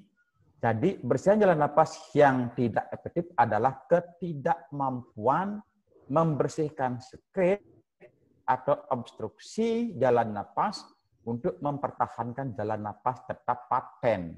Nah, kalau melihat dari definisi, artinya ya jalan napasnya tidak bebas, ada hambatan, ada obstruksi yang bersifat parsial ataupun total. Apakah karena penumpukan sekret atau memang ada sumbatan karena odem, karena pembengkakan, ya itu yang dimaksud. Nah, penyebabnya apa? Secara fisiologis, ya lebih banyak ini terkait dengan hal yang fisiologis. Apakah spasmo jalan nafas? Ini biasanya pada pasien yang mengalami luka bakar pada area leher dan di dada itu ada pembengkakan mukosa di trakea sampai bronkus. Apakah hipersekresi jalan nafas? Ya, pasien bronkitis kronis, PPOK, PPOM misalnya, pasien asma, batuk yang produktif, namun tidak mampu mengeluarkan disfungsi neuromuskular, ya. Nah, ini apakah pasien penurunan kesadaran, stroke misalnya, kemudian cedera kepala berat, kemudian pasien-pasien yang lain, kemudian benda asing dalam napas, ya, ini disebut dengan choking, ya, apakah dia mengalami pertolongan seterusnya dan sampai ada proses infeksi. Kemudian, apakah gejala dan tanda mayori yang harus ada untuk menegakkan diagnosis bersihan jalan nafas ini, itu ada subjektifnya memang tidak ada di dalam STKI, tapi objektifnya ini yang harus terpenuhi, ya. Kemudian apakah batuk tidak efektif atau memang pasien mengalami kelemahan, tidak refleks batuknya menurun, ya. Kemudian ada produksi sputumnya berlebihan, ya, mengi atau wheezing, ronki kering, kemudian mekonium pada neonatus. Nah, ini memang harus benar-benar didapatkan dari hasil pengkajian. Masalahnya adalah, ya, mahasiswa sering mengeluhkan, Pak, kok data saya bingung, apakah ini mengarah ke jalan nafas atau pola nafas ataupun yang lain. Karena katanya tidak spesifik. Sekali lagi, kelemahan mahasiswa adalah tidak secara mengalami nafas selesai. Nah, kalau seperti itu, kita tidak akan bingung apakah kebersihan, pola nafas, ataupun dan minornya itu adalah dispneu, ya, dispneu. Nah, kemudian kaidah dari STKI, diagnosis ini bisa ditegakkan secara akurat, ya, jika dari gejala dan data mayor ini 80% harus terpenuhi, ya. Jika data mayornya adalah ada 1, 2, 3, 4, 5, ya, itu minimal 4 dari 5 ini harus ada. Baru kita akurat menegakkan diagnosis ini, ya, atau gejala minornya boleh tidak ada, ya, dan jika kalau ada itu sangat baik, ya. Sekali lagi tergantung kemampuan kita untuk melakukan pengkajian yang lengkap, mendalam, dan terukur. Ya. Nah, kembali sedikit saja, biar tidak lupa bahwa diagnosa kita sifatnya ada yang positif, ada yang negatif, ya. Kalau positif ini adalah kondisi yang masih bagus, masih normal, tetapi ada proses untuk meningkatkan hal yang lain-lain. Kemudian yang negatif ini adalah untuk menurunkan dan seterusnya. Nah, berikut selanjut ya, setelah kita sudah mampu ya merumuskan diagnosa dan sudah akurat ya, kita sekarang adalah melangkah ke langkah yang berikutnya, yaitu menyusun tujuan yang dikenal dengan adalah membuat luaran ya, menyusun luaran. Jadi di luaran ini adalah labelnya itu adalah berupa kata-kata kunci atau informasi luaran ya. Kemudian ada harapannya, ekspektasinya seperti apa? Apakah kita berharap kondisi, misalnya ini ada yang positif negatif, apakah kita ingin meningkatkan menjadi lebih baik? Apa ada yang menurun? Kalau nyeri dia menurun. Kalau saat pengkajian kita menemukan nyeri berskala 5, harapannya apa? Nyeri menurun ya dari 5 menjadi 1, menjadi 2 dan seterusnya. Ya, kalau meningkat tentu adalah misalnya jalan napasnya menjadi paten, itu meningkat. Ya. Kemudian kriteria hasilnya ini itu adalah ukuran-ukuran yang ditentukan ya, ditentukan untuk mengukur apakah diagnosa ini terselesaikan atau tidak terselesaikan, atau tercapai, tidak tercapai, dan bahkan belum tercapai. Itu yang kita tentukan.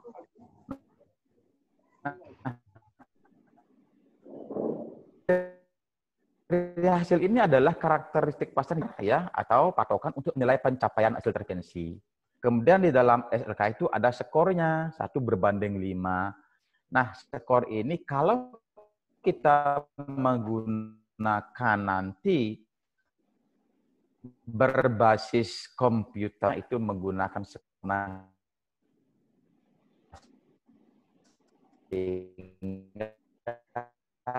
ini akan, karena skor ini kalau komputer ini lebih bagus dia menggunakan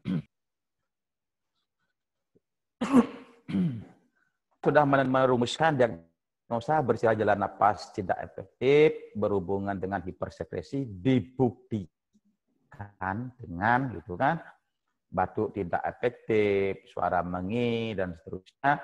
Itu kalau di SDKI itu adalah kode itu SLK itu kodenya L01001 ya. Nah, kemudian kemampuan definisi adalah kemampuan membersihkan sekret jalan nafas untuk mempertahankan menjadi lebih paten. Berikan perawatan 3 kali 24 jam, bersihkan jalan nafas menjadi meningkat. Jadi ekspektasinya adalah meningkat. Harapannya adalah meningkat, bukan menurun, ya, bukan menurun. Kriteria hasilnya, misalnya batuk efektifnya meningkat, ya. Kalau menggunakan komputer, dikasih skor 5. Kalau kita menggunakan OP, itu menggunakan portofolio biasa, itu terjadi peningkatan batuk efektif.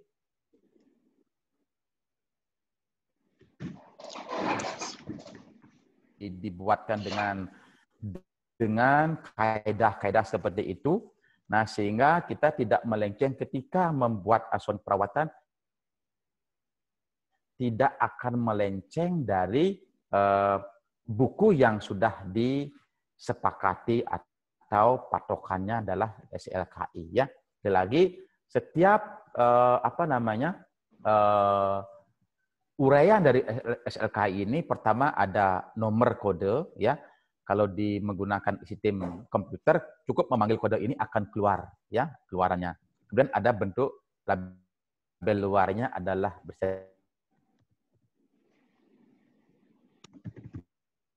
apakah meningkat, membaik, menurun, kemudian kriteria hasilnya seperti apa ya. Kemudian seterusnya dengan ada skala Likert ya, 1 sampai 5. Tentu dengan dengan grading yang sudah sangat jelas.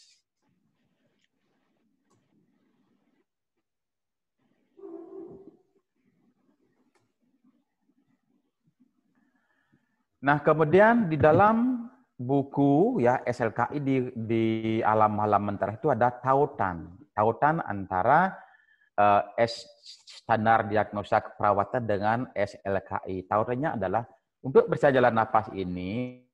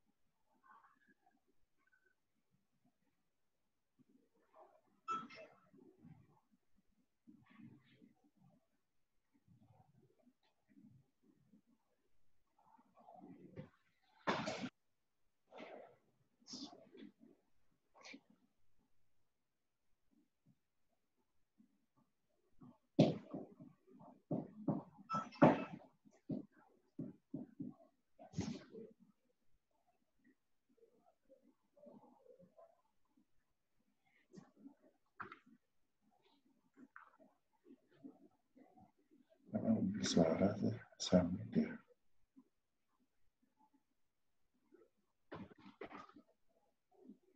Pak De, suaranya Pak De.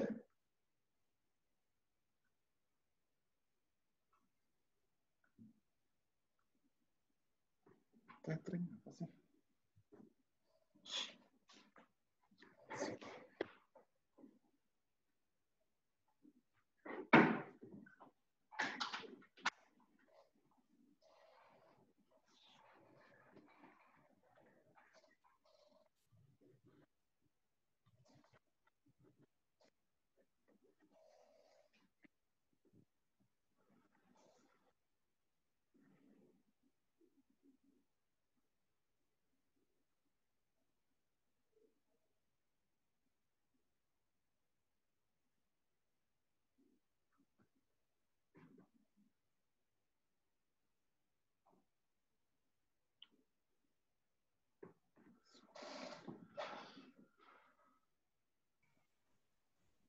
Halo.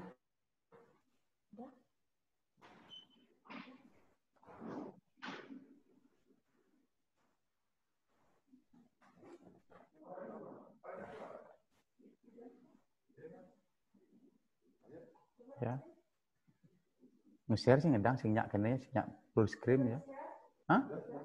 Udah share tuh? Oke.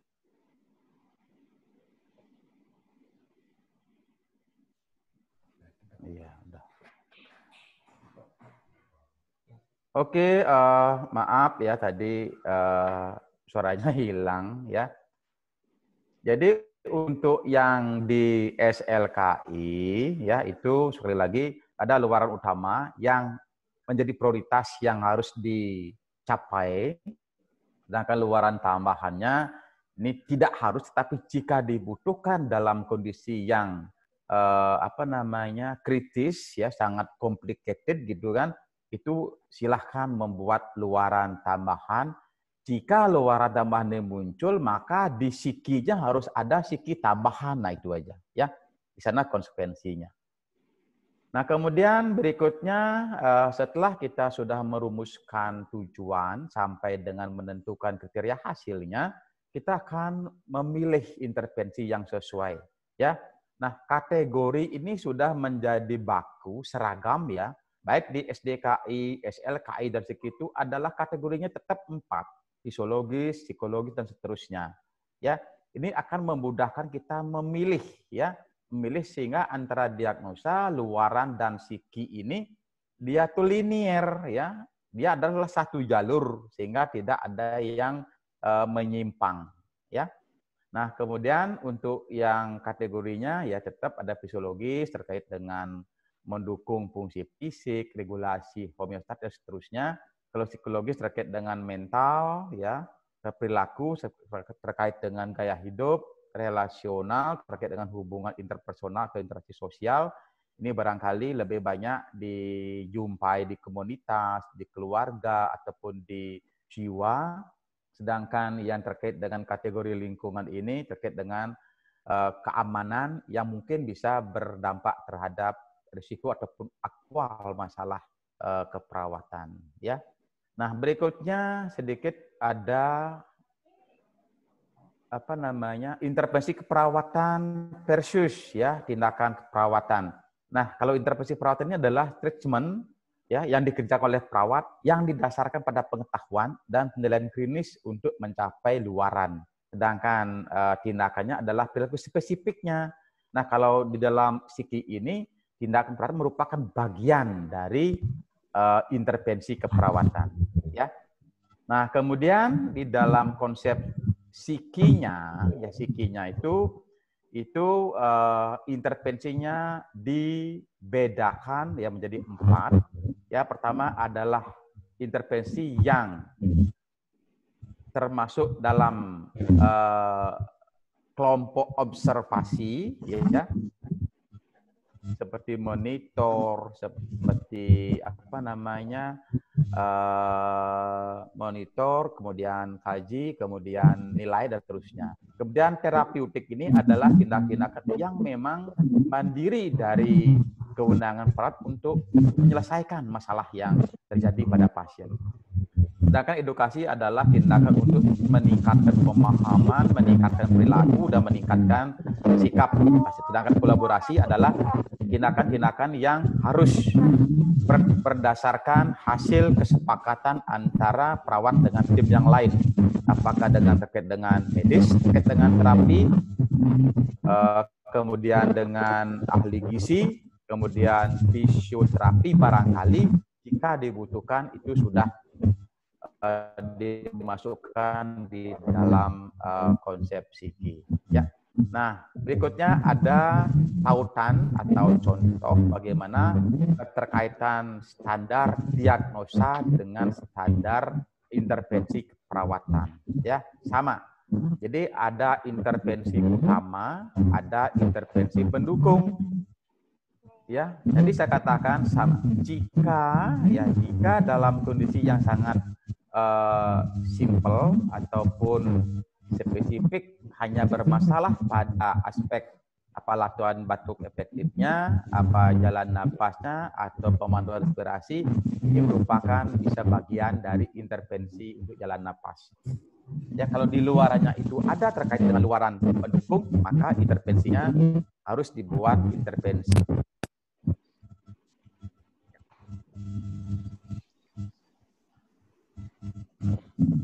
Jadi polanya, jadi dalam buku Psiki ini juga sudah jelas bagian-bagiannya, ada nomor, ya nomornya, ada label, kemudian setiap intervensi labelnya jelas, ya baku maksud saya, tidak bisa dirubah-rubah, ya kemudian ada definisinya, kemudian ada tindakan atau activity. Misalnya, kalau kita memilih Psikinya adalah manajemen jalan nafas, ya, definisinya adalah mengidentifikasi dan mengelola kepatenan jalan nafas. Apa tindakannya? Tadi, yang mana termasuk observasional, monitor, dan seterusnya. Kemudian terapeutiknya, ya, dari mempertahankan posisi, kemudian minum air hangat, fisioterapi dada jika perlu, ya, lakukan suction ya, lakukan hiperoksigen dan seterusnya. Ini yang semua ini itu sudah dibakukan di buku Psiki. Ya, apa sih yang dilakukan di edukasi terkait dengan intervensi manajemen jalan nafas itu adalah ajarkan teknik batuk efektif. Kolaborasinya apa? Nah ini karena terkait dengan obat-obatan, maka terus dibicarakan bersama dengan tim medis. Apakah obat-obat bersifat bronkodilator yang melonggarkan jalan nafas, atau obat-obat bersifat ekspektoran, ya, atau mukolytik mengencerkan lendir ke dahak. Mukolytik juga sama, mirip kerjanya, yaitu, nah ini jika ada ya perawat hanya memberikan, apakah dengan cara tablet, dengan sirup, ataupun dengan uap atau nebulizer. Ya. Nah terakhir ya, kalau konsepnya sudah jelas, ya jelas. Sekarang kita sudah punya pasien dan melakukan pengajian lengkap. Dari identitasnya, kemudian keluhan utamanya sudah dikaji, riwayat masa lalu, riwayat saat ini, riwayat keluarga, kemudian melakukan pengkajian di masing-masing kategori, ya, kemudian sampai melakukan penelaahan hasil pemeriksaan diagnostik, kemudian pemeriksaan fisik kita dapatkan untuk misalnya pada aspek respirasi kita menemukan keluhan sesak napas sejak 2 hari yang lalu, ya. Kemudian sesak napasnya semakin memberat sejak 6 jam yang lalu.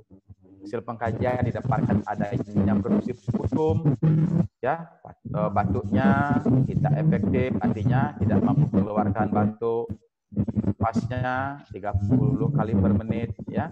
Kemudian nadi 100 kali seterusnya. Nah, di sini kami tampilkan kadang-kadang begini, untuk bocoran sedikit, ya. Dosen membuat soal, datanya kadang-kadang tidak semuanya datanya bermasalah. Ada data-data yang masih normal, ya. Nanti bagaimana menganalisisnya?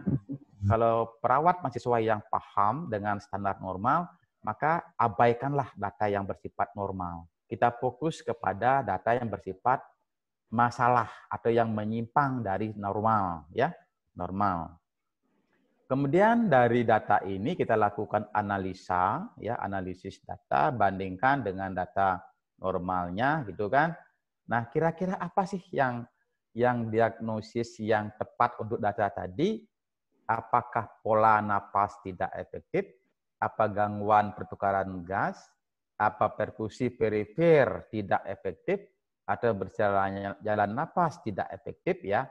Nah, kalau mahasiswa tidak memiliki pemahaman yang jelas terkait dengan spesifik diagnosis sesuai dengan SDKI, maka akan muncul kebingungan di sini. Kebingungan, ya. Berdasarkan ya pengalaman kami membimbing praktek, banyak mahasiswa memilih pola napas tak efektif. Ya. Nah, padahal kalau kita melihat data yang berbesar itu adalah lebih banyak mendukung bersihan jalan napas tidak efektif, ya. Nah itu. Nah, apa luaran dari diagnosis dan yang tadi, ya? Apakah pola napas membaik? Kalau kita salah menentukan diagnosisnya, luarannya juga akan keliru, ya, keliru. Jadi kalau kita sudah pastikan memutuskan diagnosisnya adalah bersihan jalan napas tidak efektif, maka luarannya adalah bersihan jalan napas meningkat, ya. Kalau kita buat lengkap, ya lengkapnya adalah bersihan jalan napas tidak efektif, diagnosisnya kan berhubungan dengan hipersekresi jalan napas, dibuktikan dengan batuk tidak efektif, tidak mampu batuk, sputum berlebihan dan mengi, frekuensi napas 30 kali, ya. Nah, dari konsep SLKI seperti apakah kita merumuskan sekarang tujuan yang mengacu kepada SLKI yang ada labelnya, yang ada ekspektasinya, yang ada kriteria hasilnya. Jadi setelah diberikan perawatan atau setelah 3 kali 24 jam perawatan, bersihan jalan napas meningkat, ya. Jadi labelnya jelas, harapannya jelas. Labelnya apa? Bisa jalan napas. Ekspektasinya apa? Meningkat. Apa kriteria hasilnya? Batuk efektif meningkat. Produksi sputum menurun. Menginya hilang atau menurun. Bersihan napasnya normal, 16 sampai 28 kali per menit. Nah, kalau kita sudah membuat kriteria yang jelas dan terukur, ya, maka pada evaluasinya nanti pasti lebih mudah. Nah, untuk mencapai tujuan ya daripada yang ditentukan ini, maka intervensinya ya itu adalah kita memilih untuk adalah manajemen jalan napas. Ya, sekali lagi, apa sih sikinya? Adalah manajemen jalan napas. Yang utama, apakah ada di sini siki yang penunjang? Tergantung di sini. Kalau kita dalam merumuskan tujuan ini ada luaran penunjangnya, maka di sikinya ada siki penunjang, ya. Nah, karena satu di sini ada prioritas untuk bersihan jalan napas, kita memilih adalah manajemen bersihan jalan napas, maka tindakannya, aktivitinya itu akan dikelompokkan. Mana yang termasuk aktiviti observasi, monitor pola napas, frekuensi kedalaman, usaha napas, monitor bunyi napas, monitor sputum, jumlah, warna, dan aroma. Apa terapeutiknya? Tindakan mandiri ya, yang secara independen adalah kewenangan, tidak tergantung sama yang lain, pertahankan kepakenan jalan napas. Kalau pasien tidak sadar, kita punya teknik head tilt chin lip jaw thrust ya. Khususkan dengan semi Fowler. Ini semua ada argumennya atau ada alasannya. Berikan minum air hangat, lakukan fisioterapi dada, anjurkan asupan cairan 2000 ml per hari tanda petik jika pasien tidak mengalami kelainan jantung, ya tidak ada pembatasan terkait dengan ginjal, maka kita berikan seperti itu. Dan berikan oksigen dosis rendah. Edukasinya adalah anjurkan teknik batuk efektif, dan seterusnya kolaborasi pemberian bronchodilator ya dan seterusnya. Nah, ini secara sederhana bagaimana kita menerapkan dari 3S. Ya, S pertama standar diagnosa keperawatan ada di penegakan diagnosa. SLKI-nya ada di dalam penentuan tujuan keperawatan. Sedangkan SIKI-nya ada di dalam menentukan intervensi keperawatan. Ya, nah ini akan berkembang sesuai dengan hasil pengkajian kita pada awal. Ya, sekali saya katakan ini akan berkembang menjadi lebih spesifik lagi tergantung hasil pengkajian kita di awal tadi. Ya, nah ini. Oke, baik. Itu review kembali ya tentang konsep dan aplikasi dari 3S ya. 3S. Jadi untuk yang tingkat 2, tingkat 3 kalau sudah paham sekali ya, ini adalah penyegaran ya bagi tingkat 1 yang baru memasuki dunia keperawatan. Ya, mari kita belajar ke depan dengan pemahaman tadi. Jika nanti masuk di mata kuliah, adik-adik itu sudah mendapatkan gambaran secara garis besar. Baik, selanjutnya jika ada hal yang perlu di-sharing, diskusikan, saya kembalikan kepada Bu Sulis selaku moderator untuk memandu ya jika ada hal-hal yang harus kita diskusikan. Baik, saya kembalikan kepada Bu Sulis. Silakan Bu Sulis. Ya, baik, terima kasih Pak D. Demikian tadi sudah dipaparkan tentang proses perawatan dengan menggunakan standar 3S. Jadi nanti yang untuk setelah paparan ini untuk mahasiswa baru mungkin masih belum klik gitu ya, nanti akan ada mata kuliah juga terkait dengan dokumentasi. Dan untuk yang semester sudah, yang bukan semester 1, tingkat 2, 3, dan 4, kami harapkan ke depan setelah paparan ini tidak ada lagi yang bingung, ya, tidak ada lagi yang menggunakan standar campur-campur, diagnosisnya pakai SDKI, rencana perawatannya pakai Nanda-Nikno, nggak seperti itu ya. Jadi tadi sudah dipaparkan, sudah dijelaskan bagaimana menggunakan, dan buku juga kalian sudah punya ketiga-tiganya. Mohon digunakan itu dengan baik. Jadi kalau nyari di internet, di blog-blog mungkin tidak akan ada yang utuh. Silahkan dibuat sendiri sesuai dengan standar yang sudah ada. Seperti itu ya.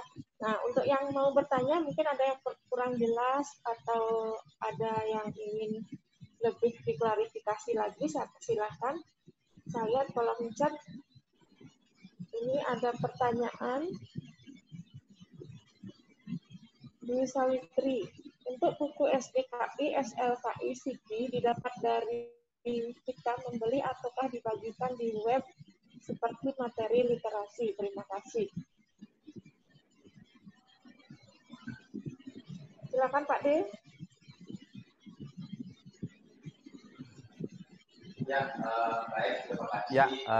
Baik, terima kasih Adik Sawitri. Terkait dengan buku ini, untuk saat ini yang elektronik booknya itu belum tersedia. Karena hak kita ini adalah dari PPNI Pusat Jakarta. Jadi PPNI itu saat ini baru menyediakan yang berupa hard copy. Nah, bukunya ini pun juga terbatas. Itu adanya di kantor sekretariat DPW PPNI Bali. Nah, kalau tidak salah, HMC ya, himpunan mahasiswa jurusan ini kemarin itu pernah berdiskusi dengan saya, berinisiatif untuk mengelola. Nah, tentu dengan harga yang sesuai ya. Jadi intinya adalah jika ini adalah untuk memudahkan mahasiswa mendapatkan akses, silahkan nanti berkoordinasi. Atau boleh langsung membeli sendiri juga enggak apa-apa ya. Artinya di web belum ada, karena memang dari yang memegang hak ciptanya belum memberikan launching berupa electronic book-nya. Ya, jadi mohon maaf deh, belum tidak seperti buku yang lain yang sudah tersedia electronic book-nya. Baik, ya, seperti itu, kembalikan kepada Bu Sulis. Baik, terima kasih. Yang berikutnya bukan pertanyaan, tapi permohonan atau saran agar materi tadi itu di-share Pak Dea. Mungkin nanti kita share di link literasi ya Pak Dea untuk materi yang tadi. Baik, kami akan fasilitasi untuk hal ini. Nanti kami akan sharekan materinya. Ada lagi yang mau bertanya, dipersilakan.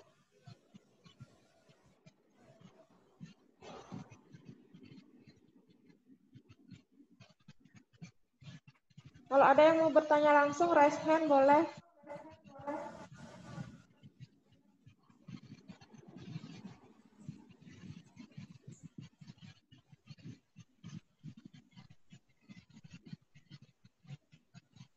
Baik, sepertinya tidak ada yang ingin bertanya lagi, tidak ada yang mengacungkan tangan, tidak ada yang menulis di chat.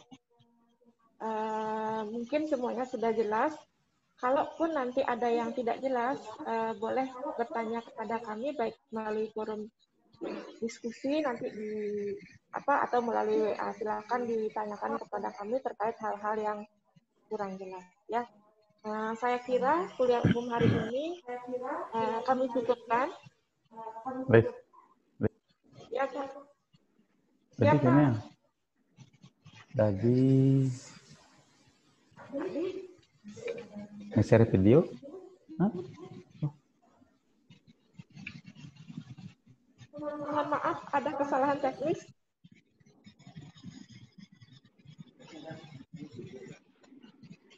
Jadi saya kira demikian untuk kuliah umum kita hari ini. Ada tambahan mungkin dari Pak Kajur atau Pak Desparda? Sudah nih, Pak Kajur. Halo. Apakah masih bersama kita?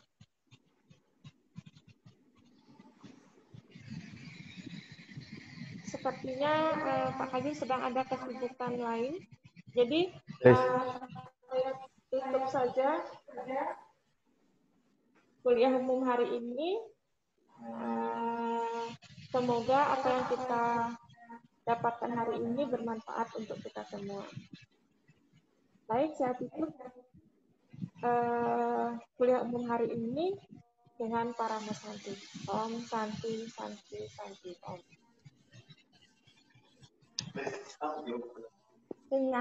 Sampai